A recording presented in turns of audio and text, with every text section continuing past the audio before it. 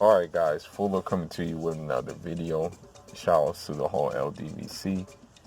If you like this video, please feel free to like this video. And also, if you like the other content on this page, feel free to subscribe to this page. And in your subscription, go ahead and hit the bell icon so you can be put up to date with what we have going on this platform. Okay, so the Barcelona starlet Ansu Fati has opted to play for Spain and not Portugal or not Guinea-Bissau. You know, this is expected. I mean, granted, I think he came to Spain like at 6 years old, so it was quite an obvious choice who he was going to play for. I mean, that's just what it is. We already knew he, being in that Barcelona academy, it was just bound to happen that he was going to play for Spain. Now, the reason why he was eligible to play for Portugal is due to the simple fact that, Guinea-Bissau was a former Portuguese colony, and because it was a former Portuguese colony, I think they give the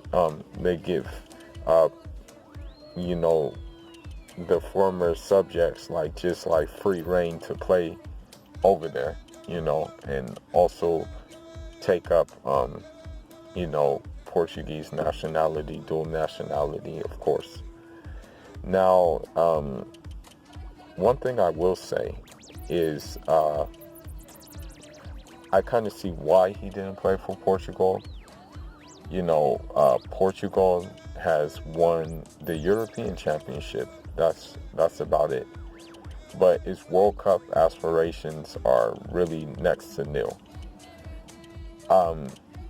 It's just Portugal, really only has one guy, playing on that national team, and that's Cristiano Ronaldo.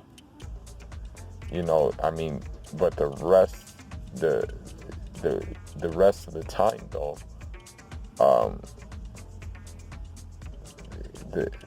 the rest of the team is not really good. It's not really a good team. You have guys like who are decent but can't lead the charge.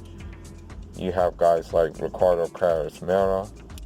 You got guys like the guy who pretty much won the Euro for Portugal in Elder, who scored the winning goal against France. You got guys like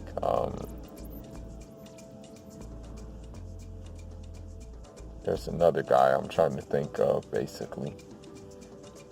I forgot his name, but it'll come to me, basically. But he used to play for Real Madrid.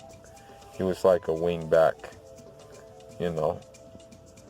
But anyhow, you really don't have anybody who can really lead a charge or basically, win on an international level in Portugal. And I'm sorry to say, but Ansu Fati, one guy is not going to make the difference. The unfortunate thing is this, though, man. Because of the infrastructure, because of the lack of investment that go into these football academies in Africa, we lose more of our players to European national sides. That's just what happens. It's unfortunate, but it's going to keep happening if we don't get on the ball. And this is a perfect example. Here, we have a 16-year-old who's playing first team in Barcelona, right? But it's not going to matter for Guinea-Bissau because he ain't going to play for Guinea-Bissau. You know, and the reason why he ain't going to play for him is because when's the last time you heard about Guinea-Bissau going to a World Cup? When's the last time you heard about Guinea-Bissau actually doing well in the Africa Cup of Nations? You know, it's because of these things that these players say, you know, why waste my time? You know, why waste time messing with these African teams when I can be on a European team and I won't have to worry about getting paid for my games, and I have a better chance at going to the upper levels of international football in terms of qualifying and in terms of possibly quite winning a tournament, you know, be it World Cup, be it Confederates Cup, be it European Championships. So that's why they do this, man. It's sad, but it is what it is. It's only going to change when the African teams change.